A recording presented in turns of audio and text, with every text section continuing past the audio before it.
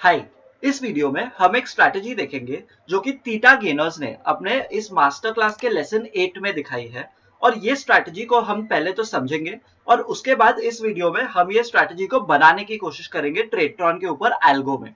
अभी ये स्ट्रैटेजी को हम नेक्स्ट वीडियो में बैक टेस्ट करेंगे और इम्प्रोवाइज करने की कोशिश करेंगे, ताकि आपको एक पूरा व्यू मिले on how this strategy is made and ये स्ट्रैटेजी को बैक टेस्ट करके उसे इम्प्रोवाइजेशन कैसे किया जाता है। सबसे पहले ये स्ट्रैटेजी समझते हैं। अभी ये स्ट्रैटेजी में रेयांश ने ये कहा है कि हमें बेसिकली एक एक मंथली बेसिस पे आयन कॉरिडोर बनाना है एंड उस आयन कॉरिडोर को ग्रेजुअली एडजस्ट करना है। आइए पहले समझते हैं कि इन इन एसेंस इन्होंने ये स्ट्रैटेजी में क्या बोला है। इसके लिए मैंने आपके लिए एक नोट बनाया है जिसको जिसको रेफरेंस पॉइंट मान के हम ये स्ट्रैटेजी को बनाने की कोशिश करेंगे। अब यहाँ पे ये जो स्ट्रैटेजी है इसमें एंट्री लॉजिक ये है कि हमें बेसिकली महीने के स्टार्ट पे उस सेम मंथली एक्सपायरी के ऑप्शंस लेने हैं ऑन निफ्टी। ये हमारी एक निफ्टी की स्ट्रैटेजी होगी जहां पे हम सबसे पहले एक ऐसा इंस्ट्रूमेंट फाइंड करेंगे जो कि कॉल और पुट 25 डेल्टा के ऊपर है on the monthly expiry. Monthly expiry में 25 डेल्टा के इंस्ट्रूमेंट्स हमने ढूंढ लिए। ये सभी इंस्ट्रूमेंट्स को ढूंढ करके हम उसे एक शॉर्ट करेंगे। ये शॉर्ट करने के बाद हमारा ग्राफ कुछ ऐसे दिखेगा जहां पे हम बेसिकली एक शॉर्ट ट्रायंगल बना रहे हैं और ये शॉर्ट ट्रायंगल में हमने दो इंस्ट्रूमेंट्स फाइंड करके उसे शॉर्ट किए हैं। अब सेकंड पॉइंट ये है कि हमें ये स्ट्रैटेजी को अनडिफाइंड नहीं रखना है, क्योंकि ये स्ट्रैटेजी में हम ओवरनाइट पोजीशंस ले रहे हैं एंड कभी भी एक 500,000 पॉइंट्स का गैप अप या गैप डाउन हो सकता है, which is something that we don't want our strategy to get very effective with.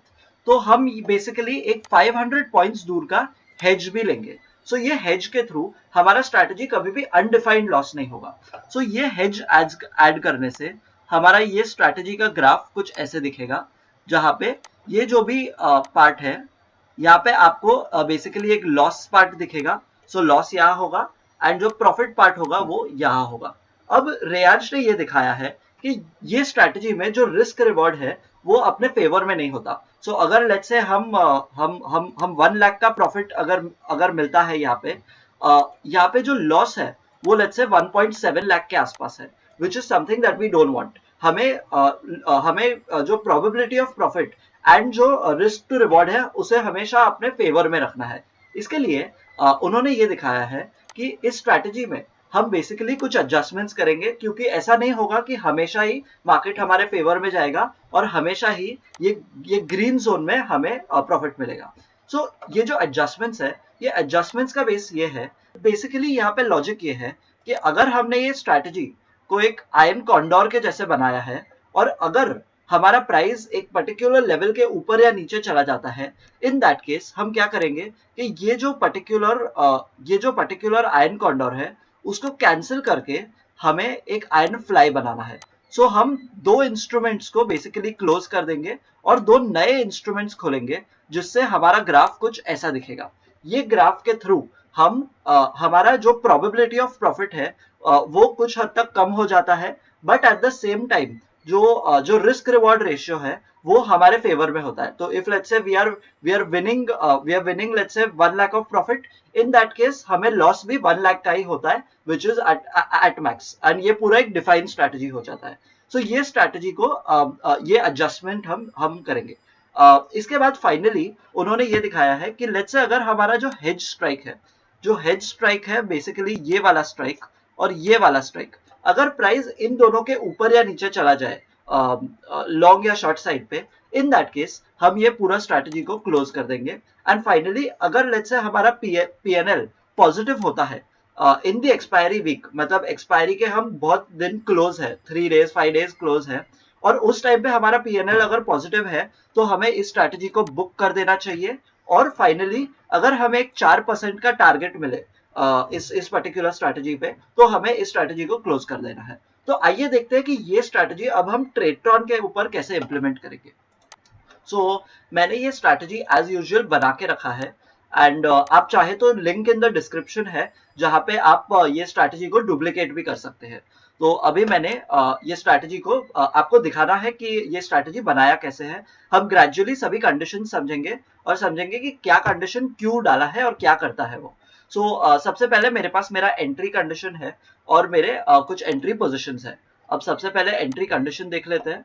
अब रेयांश ने बेसिकली एक 12 o'clock का टाइम दिया है, तो मैंने time is greater than equal to 12 o'clock डाला है। यहाँ पे आप दूसरे नंबर्स के साथ ट्राई कर सकते हैं। जब मैंने बैक टेस्ट किया तो काफी अलग अलग नंबर्स पे अलग अलग रिजल्ट्स देखने को मिले। सो 12 इज जस्ट अ नंबर, आप इसे चेंज भी कर सकते हैं। सो time is greater then 12 o'clock, 12 बजे के बाद एंट्री करने के लिए। सेकंड इज ये position detail. Position detail equal to 0 में मैंने एंट्री सिलेक्ट किया है। अब जब मैं एंट्री सिलेक्ट करता हूं, क्योंकि मेरे पास इस स्ट्रैटेजी में सिर्फ एक एंट्री कंडीशन है, क्या होता है कि जब मैं ये एंट्री लेता हूं, इसके बाद आफ्टर टेकिंग दिस एंट्री मुझे पता है कि मेरा कॉल में -50 क्वांटिटी होगा और मेरा पुट में -50 क्वांटिटी होगा। तो क्योंकि मैंने पोजीशन डिटेल में जब जब ट्रेड लेने से पहले मैं पोजीशन डिटेल में ये चेक कर रहा हूं कि ये 0 है कि नहीं, तो अब let's say after the trade मुझे पता है कि मेरे ये दो पोजीशंस मिला के मुझे -100 क्वांटिटी फायर करेंगे। तो अगर ये -100 क्वांटिटी का पोजीशन मिल रहा है, इन दैट केस ये होगा कि मेरा ये एंट्री कंडीशन वापस ट्रेड नहीं लेगा, which is what I want. मुझे चाहिए कि एंट्री करने के बाद ये स्ट्रैटेजी री एंट्री कभी ना कर पाए। इसके लिए मैंने यहाँ पे position detail is equal to 0 रखा है, ताकि ये वापस एंट्री ना कर पाए। एंड फाइनल कंडीशन जो मैंने डाला है, which is days difference is greater then number 20। अब ये बेसिकली एक लॉजिक मैंने बनाया है जिससे मैं चेक कर पाऊं कि अगर आज के दिन में और मंथली एक्सपायरी के दिन में अगर 20 डेज का डिफरेंस है, जो निफ्टी की मंथली एक्सपायरी है उसमें 20 डेज का डिफरेंस है और मोर, इन दैट केस मुझे ट्रेड लेना है। सो इससे ये श्योर हो जाता है कि मैं हमेशा मंथ के स्टार्ट में ही एक ट्रेड ले रहा हूं।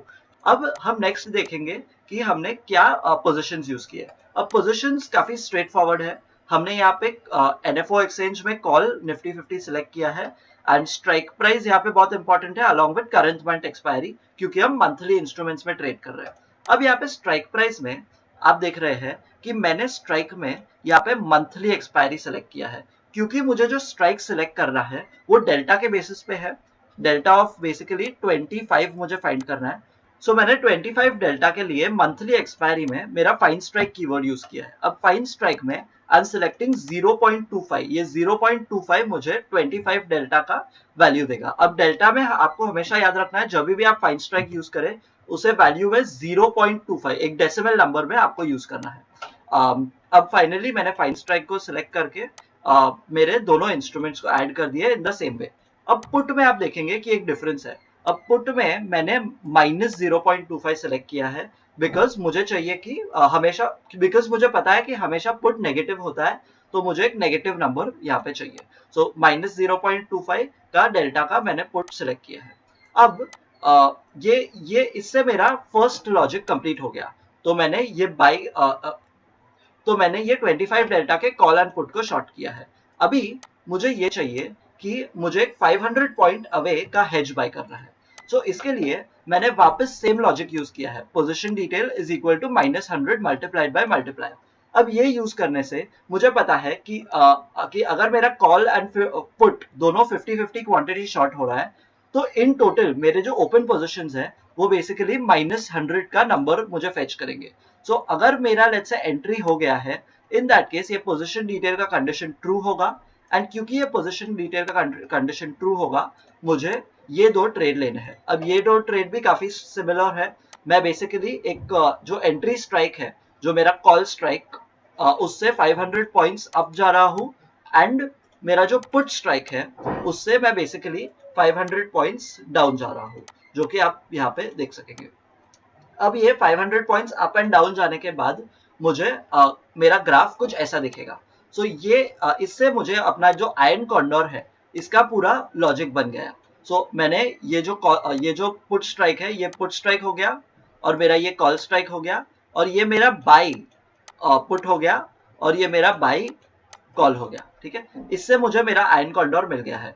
अभी मुझे मेरे एडजस्टमेंट्स के लिए कुछ कंडीशंस बनाने हैं। तो इस एडजस्टमेंट्स के लिए मैं मेरे जो कंडीशंस है वो अभी कुछ ऐसे बनाऊंगा कि फर्स्ट कंडीशन में मैं ये चेक करूंगा कि मेरा traded instrument of repair once trigger हुआ है कि नहीं। इससे मुझे पता चलता है कि मेरा जो हेज पोजीशन है वो हेज ट्रिगर हुआ है कि नहीं। हेज ट्रिगर होने के बाद ही मुझे कोई भी एडजस्टमेंट करना है, उससे पहले नहीं। सो ये बेसिकली मेरा हेज का इंस्ट्रूमेंट फिगर आउट कर रहा है। अब सेकंड मेरा एडजस्टमेंट्स के लिए कंडीशन ये है कि मुझे ये देखना है कि मेरा प्राइस ग्रीन जोन के बाहर जा रहा है कि नहीं। अभी green zone is basically nothing but आपका जो आयरन कॉरिडोर है, लेट्स से ये जो आयरन कॉरिडोर है, ये आयरन कॉरिडोर में बेसिकली ये पार्ट बेसिकली आपका ग्रीन जोन होगा। सो ये पूरा आपका ग्रीन जोन होगा और ये पूरा आपका रेड जोन होगा। राइट, सो अब हमें ये देखना है कि प्राइस ये पर्टिकुलर स्ट्राइक के ऊपर जा रहा है या नीचे जा रहा है। तो ये पर्टिकुलर स्ट्राइक कौन सा है, हमने जो कॉल और पुट शॉर्ट किए हैं इन दोनों के स्ट्राइक्स है। सो हम बेसिकली अभी ये देखेंगे कि जो इंस्ट्रूमेंट है, जो क्लोजिंग प्राइस के बेसिस पे मैंने पोजीशन यूज किया है, सो क्लोजिंग प्राइस पे 15 minute close is more than the call strike. So call strike is this one, ये कॉल स्ट्राइक है। अगर मेरा प्राइस 15 मिनट क्लोज में ये कॉल से ऊपर जाता है, इन दैट केस मुझे ये पर्टिकुलर पुट को एग्जिट करना है और ये पर्टिकुलर पुट को एग्जिट करना है और मुझे यहाँ पे एक आयरन फ्लाई वापस बनाना है। सो इसके लिए मैं जाता हूँ मेरे पोजीशन बिल्डर पे। सो मेरा एंट्री हो गया और इसके बाद मैं पोजीशन बिल्डर में ये कर रहा हूँ कि सबसे पहले मैं मेरा स्क्वायर ऑफ कर रहा हूँ। सो मेरे स्क्वायर ऑफ में मैं सबसे पहले मेरा पुट स्क्वायर ऑफ कर रहा हूँ। कौन सा वाला पुट, जो मैंने पुट सेल किया है। So sold put, so entry condition, so मेरा ये होगा एंट्री, ये होगा स्ट्राइक। एंड अभी मैंने यहाँ पे जो नंबर डाला है वो 112 है, बिकॉज जो पुट है वो मैंने सेकेंड ट्रेड किया था एंट्री में। फाइनली मैं यहाँ पे और एक इंस्ट्रूमेंट को सेल कर रहा हूँ जो कि मैंने हेज बाय किया था। अभी मुझे यहाँ के हेज की इस टाइम पे कोई जरूरत नहीं है, तो मैं ये हेज भी क्लोज कर रहा हूँ और ये पुट वाला इंस्ट्रूमेंट भी क्लोज कर रहा हूँ। और अभी मैं एक पुट फाइंड आउट करूंगा जो कि जो कॉल वाला इंस्ट्रूमेंट है, जो कॉल रनिंग है, उस कॉल के सेम स्ट्राइक प्राइस पे होगा। सो इसके लिए मैंने पोजिशन बिल्डर में यहाँ पे एक नया इंस्ट्रूमेंट बेसिकली डाला है जो कि एक पुट इंस्ट्रूमेंट है, बट जो ट्रेडेड इंस्ट्रूमेंट यहाँ पे है वो कॉल इंस्ट्रूमेंट का स्ट्राइक फाइंड कर रहा है। सो ये जो इंस्ट्रूमेंट है, जो स्ट्राइक मुझे मिल रहा है वो कॉल का स्ट्राइक है, बट मैं यहाँ पे जो ट्रेड ले रहा हूँ वो बेसिकली एक पुट का ट्रेड है। सो इसके थ्रू मैंने बेसिकली अपने आयरन कॉन्डोर को एक आयरन फ्लाई में कन्वर्ट कर लिया है।